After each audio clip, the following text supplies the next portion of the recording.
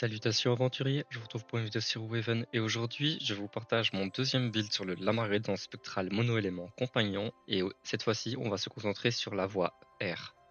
Mais avant de vous parler plus en détail du build, je vais vous parler des passifs et compétences que je suis allé chercher sur le personnage. Au niveau des passifs, le passif de base ne va que très peu nous intéresser. On va de temps en temps l'utiliser sur le T1, mais vous verrez que c'est vraiment extrêmement rare. Je vous expliquerai après dans quelle situation on le fait. Les passifs qui vont nous intéresser sont le groupon bien connu de spectralisation qui permet à la mort d'un compagnon d'invoquer une âme spectrale, et retour spectral qui permet à la mort d'une âme spectrale de conférer réinvocable à l'un de nos compagnons morts. Grâce à ce combo, nous allons pouvoir invoquer durant tout le combat. Du côté des sorts, on va aller chercher le champ du signe et désigner volontaire. Ensuite, on mettra absolument toutes les stats en points de vie. Du côté des anneaux, nous aurons deux anneaux pour générer des jauges, l'anneau Roméo et l'anneau Rage, tous deux générant des jauges à la mort de nos compagnons. Ensuite, nous allons chercher l'anneau olympique pour booster efficacement l'attaque de nos compagnons au fur et à mesure que le combat avance. Et enfin, l'anneau Stradamus pour booster notre survivabilité, étant donné qu'il nous conférera 110% de l'attaque de nos compagnons en armure à leur apparition. Pour accélérer l'invocation de nos compagnons, on jouera avec le brassard de l'âme foudroyante pour gagner des jauges R. D'ailleurs, ces compagnons, parlons-en, ils sont répartis en deux catégories. Les deux premiers sont Tika et Hérophélin. Ce sont des trash compagnons, comme je vais les appeler ici. Ils seront invoqués surtout pour générer des jauges et prendre l'aggro. Et justement, ça nous permettra rapidement de faire proc l'anneau Roméo et l'anneau Rage durant le combat. Les deux compagnons suivants sont des compagnons forts, Evangeline et Hugo. Si j'ai choisi ces deux-ci, ce n'est pas pour rien, c'est tout simplement parce qu'ils ont une bonne attaque, et surtout ils font partie de la confrérie du Tofu. Cette famille permet à l'apparition d'un des compagnons de nous générer une jauge d'éther, ce qui nous permettra donc d'invoquer encore plus vite derrière. Evangeline est très puissante étant donné qu'elle va taper tous les ennemis alignés à elle à la fin de son tour, et Yugo nous permettra de nous replacer en cas de danger. De plus, Yugo est extrêmement résistant car il se soigne de 100% de son attaque lorsqu'il se téléporte.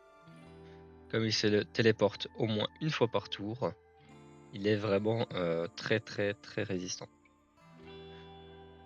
Au niveau des sorts que j'utilise, il y a donc Chant du Cygne et Désigné volontaire pour du sacrifice de compagnon. Ensuite, je vais mélanger les sorts qui donnent 2 de jauge, comme Brise, Tonnerre en série et Rebond d'Albuera, avec des petits sorts qui donnent que 1 de jauge, dont je vais pouvoir en lancer plusieurs par tour. Il y a donc Rafale, Charge courte, Uppercut et Air d'Albuera. Concernant le passif, je vous ai dit tout à l'heure que parfois nous allons utiliser l'âme spectrale donnée en main sur le T1. C'est ce qu'on va faire si on a charge courte en main. En fait, l'avantage d'avoir un charge courte en main, c'est que sur un coup critique du sort, il va nous permettre d'avoir une jauge R supplémentaire. On va donc invoquer notre âme spectrale, la charger et l'attaquer avec notre mêlée. Ça nous permettra de générer 2 jauges en cas de non critique et 3 voire 4 en cas de coup critique du sort ou de l'attaque de base. De ce fait, nous pourrons invoquer Hérophélin dès le T1. Donc idéalement, on préfère faire ça qu'invoquer simplement Tika T1. Ça nous permettra juste de générer des jauges plus rapidement. Si vous n'avez pas charge courte dans votre main au T1, c'est assez rare de vouloir utiliser l'âme spectrale T1. Là, en ayant vu tout ça, on va pouvoir passer à un combat. Alors comme à mon habitude, ces combats chez les Crackler 120 sans broche, tout simplement parce que c'est un combat sur lequel je suis très à l'aise et qui me permettra de vous expliquer un peu mieux comment le build fonctionne pendant que je joue.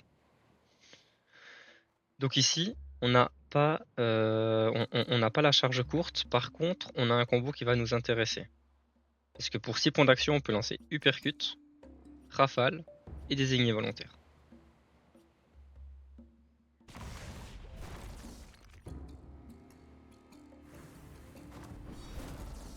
Donc ici,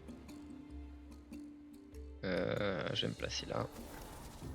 Je vais l'attaquer, comme ça me génère encore une jauge. Là, je vais pas attaquer avec pour éviter qu'il qui booste les craqueleurs ancestraux. Très important ça, parce qu'on est sur un build où on va beaucoup attaquer avec les compagnons, donc si on attaque à chaque fois avec les petits compagnons qui tapent pas fort, en fait les craqueleurs ancestraux vont commencer à avoir énormément d'attaques. Puis nous on veut éviter ça. Voilà. L'aérofélin, j'ai décidé que j'allais le garder en vie un petit tour. Ensuite j'enverrai dans la mêlée pour mourir dès le T2.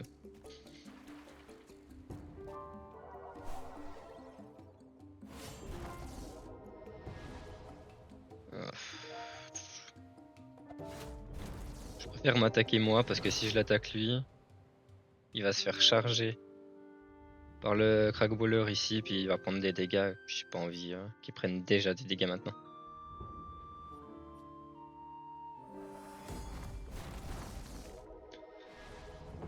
Alors, est-ce que j'invoque directement Evangeline? J'ai combien de jauge?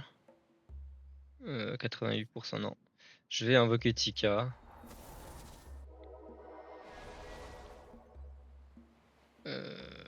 Tika. Ouais, j'ai posé là. Là, idéalement, les deux devraient mourir. Et les deux hommes également.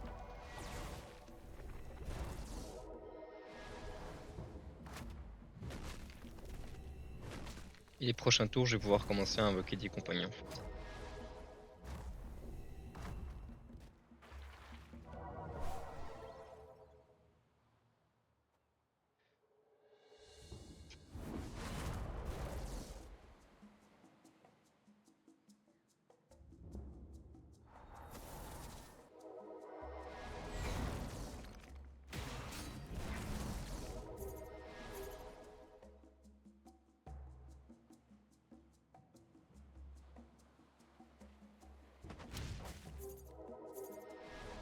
Si je vais repousser cet ennemi, comme ça Evangeline ne pourra pas le prendre au corps à corps parce que sinon elle allait se faire tuer. Et là je vais continuer à invoquer des petits compagnons dans le but qui meurt.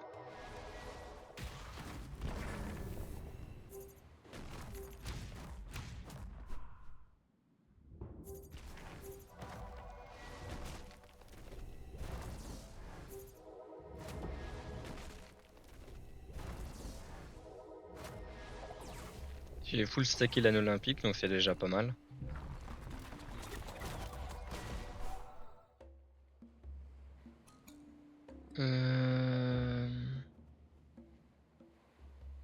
Ce qui est un peu dommage, c'est qu'Evangeline elle a une belle zone ici, mais elle va pas pouvoir l'atteindre. Donc comment est-ce que je fais ça?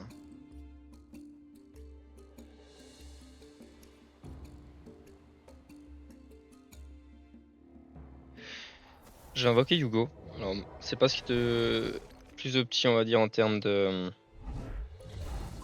génération de jauge, mais ma foi c'est pas grave. Je vais sacrifier indirectement notre amie Evangeline, parce qu'elle va prendre une charge du crackler ici.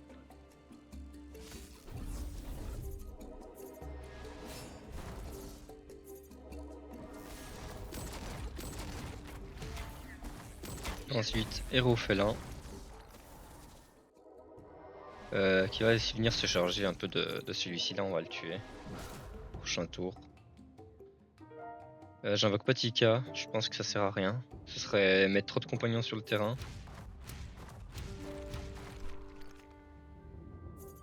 S'il y a trop de compagnons, en fait ils vont focus les compagnons avant vos âmes, donc il y a des âmes qui peuvent potentiellement rester en vie. Donc il faut éviter d'avoir un surplus de compagnons parce que qui peuvent tuer. Parce que sinon ils vont complètement ignorer les âmes.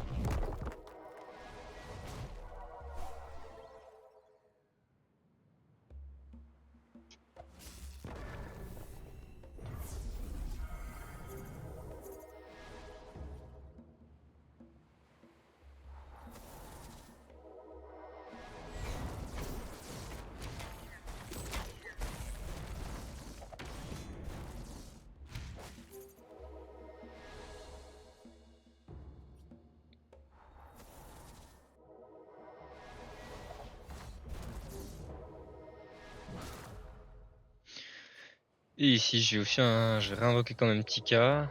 Sur un malentendu, là, Evangeline peut rester en vie sur ce tour, même si j'y crois pas trop. Quand je vois l'attaque de ce compagnon, enfin de ce compagnon, pardon, de cet ennemi, je me dis qu'elle va sûrement y passer.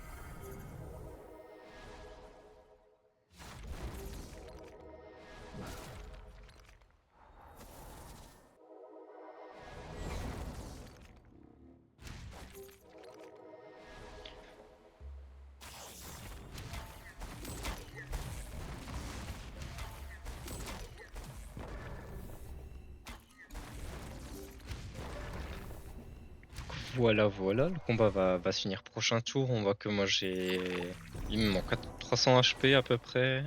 J'ai 1300 d'armure, donc ça se passe très très bien. Puis je finis le combat sur ce tour. Alors là, j'ai pris un peu de temps, donc il y a 7 minutes de temps de combat, mais c'est un build qui peut clear ce combat-ci en 4 minutes, 4-5 minutes. Si vous connaissez bien le perso, si vous connaissez bien les adversaires. C'est vraiment, je pense, dans les builds que je vais vous présenter, c'est un des builds qui va clear le plus vite. Sur les builds que je vais vous présenter, sur la Marguedon mon élément. Donc, hein. Tout simplement parce qu'en fait, en Évangéline, si les ennemis sont bien alignés, elle va vraiment pouvoir taper très très fort. Donc, elle tabasse vraiment. Après, bah, le seul problème, c'est qu'elle n'est pas très résistante. À son apparition, elle va pas nous donner beaucoup d'armure via le Stradamus, vu que c'est pas son attaque directement qui est forte, c'est vraiment son passif qui proc son attaque derrière. Mais après, du coup, Yugo va justement compenser le fait qu'elle nous donne pas beaucoup d'armure, déjà en nous en donnant beaucoup, mais aussi parce qu'il peut nous replacer. Donc ça va vraiment être efficace pour pouvoir justement s'éloigner des ennemis en cas de besoin. De plus, bien entendu, on a toujours Laura Épéder ou Erdalbera qui peut repousser les ennemis. Ça peut toujours être aussi un plus pour la survie. Enfin bref, j'espère que cette vidéo vous aura plu et je vous retrouve très bientôt pour le build monotaire sur le Lamargadon.